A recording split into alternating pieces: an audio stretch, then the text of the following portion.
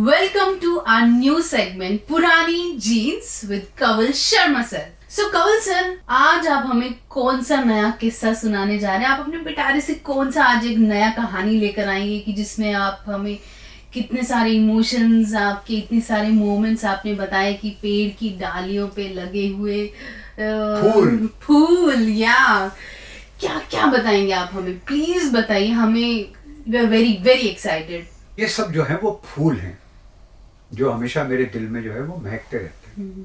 तो आज जो पुरानी जीन्स में मैं ऐसे ऐसे सुपरस्टार की कहानी है जिनका मैं हमेशा एहसानमंद रहूंगा कि उन्होंने कभी भी मेरी बात टाली नहीं, कभी मेरी बात खाली नहीं जाने दी, मेरी जुबान जो है वो खाली नहीं जाने दी।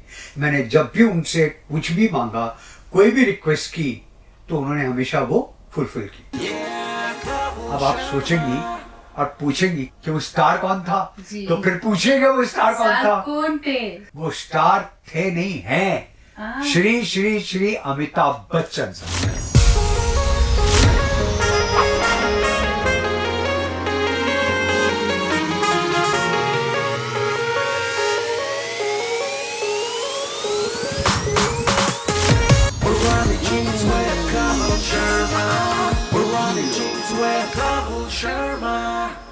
आज मैं जो एक किस्सा पुरानी जीन्स में सुनाने जा रहा हूँ, वो वाकई में उस किस्से में अब पुरानी जीन्स वाली खुशबू है। वो एक ऐसी जीन्स है जिसको पहनने के बाद आप जब कंफर्टेबल होते हैं, तो मैं भी इस रिश्ते में इस शख्सियत के साथ उतना ही कंफर्टेबल हूँ। हुआ ये कि मेरी एक फिल्म का म्यूजिक रिलीज था, तो मैं काफी देर तक सोचता रहा कि मैं क्या करूँ, कोई तो ऐसा हो जो आकर के म्यूजिक रिलीज करे।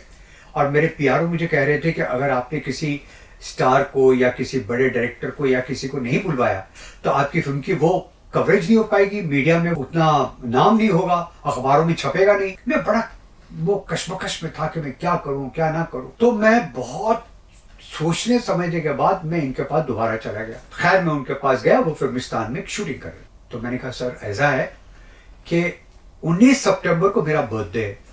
तो मैंने कहा मैं जानता हूँ। तो मैंने कहा तो मैं अपनी फिल्म का उस दिन मैंने म्यूजिक लॉन्च रखा है। तो उन्होंने कहा वेरी गुड। तो मैं कहा मैं चाहता हूं कि ये म्यूजिक लॉन्च आप कर दें। तो उन्होंने एक बार में सोचा नहीं, उन्होंने कहा ठीक है मैं कर दूंगा। मेरे ऑफिस में जाकर के खाली लोगों को इतला कर देना, मेल भेज देना कि मैं 19 तारीख को तुम्हारा म्यूजिक लॉन्च कर रहा हूं। अब साहब तय हो गया। हमने मड आइलैंड में बहुत बड़ा बंगला देखा। 19 सितंबर को उस दिन मेरा बर्थडे था। ऑब्वियसली मैं बड़ा एक्साइटेड था, एक तो मेरा बर्थडे और ऊपर से मेरी इस म्यूजिक का लॉन्च फिल्म का। साहब मैं अपने पूरी ताम झाम को लेकर के वहां पहुंचा तो पता लगा कि साहब वहां पे तकरीबन 400-500 प्रेस वाले आए हुए हैं, इसलिए कि ये सुपरस्टार आने वाले हैं। और 500-600 जो है वो मेहमान आ गए। अब जो आया है वो के साथ में 2 और को लेकर आ गया। अब एक तरफ जलेबियां बन रही हैं, एक तरफ पूरियां तली जा रही हैं, एक तरफ मिठाई है, एक तरफ खाने की तैयारी हो रही है।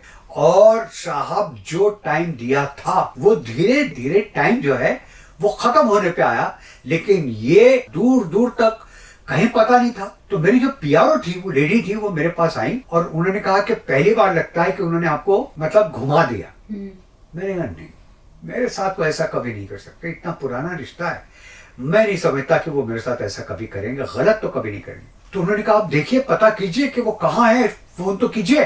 तो मैंने साहब उनके ऑफिस में फोन किया तो उनकी सेक्रेटरी ने बताया कि वो किसी वजह से एक इमरजेंसी में दिल्ली चले गए। अब ये सुनते ही कि वो दिल्ली में है, मेरे पैरों के नीचे से जमीन निकल गई। ये लोगों को मैं कैसे संभालूंगा, प्रेस को कैसे संभालूंगा, सबको क्या जवाब दूंगा कि भाई आपने तो बड़ी शिकी मारी थी, इतने बड़े स्टार आएंगे और आपका मुहूर्त करके जाएंगे, तो आप तो एकदम मुंह के बल गिर गए। तो कहीं ना कहीं मैं थोड़ा सा डर गया था, बेइज्जती होगी भाई। तो उन्होंने कहा लेकिन घबराने की बात नहीं है, वो लैंड कर चुके हैं। तो मैंने कहा तो क्या वो सीधा मेरे पास मुहूर्त पे मतलब म्यूजिक लॉन्च पे आएंगे? तो उन्होंने कहा ये तो पता नहीं, लेकिन मड आइलैंड में ही वो फला फला प्रोड्यूसर डायरेक्टर की शूटिंग तो कर रहे हैं, मतलब वो शूटिंग भी कर रहे हैं, दिल्ली भी होकर आए हैं और अब मेरा म्यूजिक भी लॉन्च करेंगे। तो ये 3 चीजें थी, बहुत ही डाइसी थी। या तो वो दिल्ली से आ जाए, फिर सांताक्रूज एयरपोर्ट से मड आइलैंड पहुंचना कोई 1.5-2 घंटे का रास्ता है बिकॉज ऑफ द ट्रैफिक, फिर वो दूसरे की शूटिंग भी कर रहे हैं और मुझे भी टाइम दे रखा है 1 बजे का दोपहर का और अभी बज रहे हैं 1:30 और बेचैन थी प्रेस वाले के ये हो क्या रहा है, क्योंकि इनका जो एक पर्सोना है, इनका जो एक इमेज है वो ये कि ये कभी भी लेट नहीं होते। खैर मुझे ये पता लग चुका था कि वो कहाँ शूट कर रहे हैं। मैं वहां गया, देखा तो वो शूटिंग कर रहे हैं। मैंने कहा लगता है भाई ये भूल गए हैं कि इनको मेरा म्यूजिक रिलीज करना है, आज तो मैं पिटूंगा सबके हाथों से। तो उन्होंने मुझे दूर से देखा और सीटी मारी, तो मैं उनके करीब गया। बोले क्या हुआ? मैंने कहा क्या हुआ आप बताएं सर, क्यों क्या हुआ? उन्होंने कहा तुम्हारा वो है ना म्यूजिक लॉन्च, तो लाओ मैं म्यूजिक लॉन्च कर देता हूँ। मैंने कहा यहाँ कहाँ करेंगे, वो तो फला फला बंगले में है और वहां पे तकरीबन 1500 लोग आपका इंतजार कर रहे हैं। तो क्या तुमने प्रेस भी बुलाई है? मैंने कहा बिल्कुल, सभी लोग वहां इंतजार कर रहे हैं। अब तुम सोचो कि मेरा क्या हाल था। तो उन्होंने मेरी तरफ देखा और उसके बाद उन्होंने जिस डायरेक्टर साहब की शूटिंग कर रहे थे, मैं उनका नाम नहीं ले रहा हूँ, उनकी तरफ मुखातिब हुए और उन्होंने कहा कि भाई मुझे कंवल का वो म्यूजिक लॉन्च करना है, तुम्हारा लंच ब्रेक कब है? तो उसने कहा कि मैं आज लंच ब्रेक तो कर नहीं रहा हूँ। अब मेरी तो हालत और खराब होगी।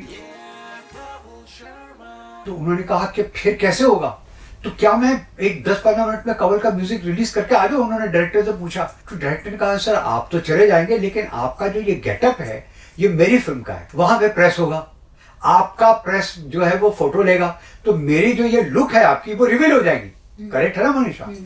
तो वो स्टार जो थे उन्होंने साहब मुझे देखा, मेरी आंखों में आंखें डालकर उन्होंने एक लुक दी कि अब क्या किया जाए। मतलब बहुत ही बड़ी विपदा है ये कि आप लुक भी लोगों के सामने नहीं दिखाना चाहते, आपको म्यूजिक भी लॉन्च करना है।